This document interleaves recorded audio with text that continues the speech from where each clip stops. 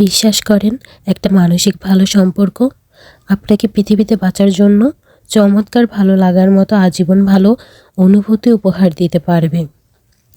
তার জন্য সেই সম্পর্ককে ভালো রাখতে হবে। আপনার ইগো সবার সাথে দেখালেও এমন কারোর সাথে দেখাবেন না যে মানুষটার জন্য আপনার মুখে হাসি ফোটে।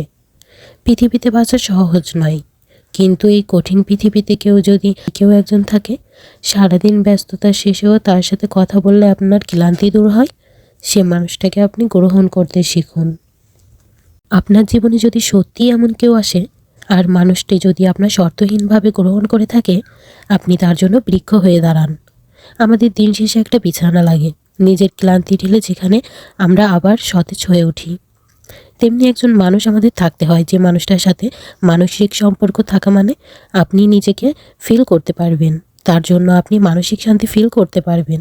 আর যদি মানুষটাকে পেয়ে থাকেন, তবে তাকে আগলে রাখুন।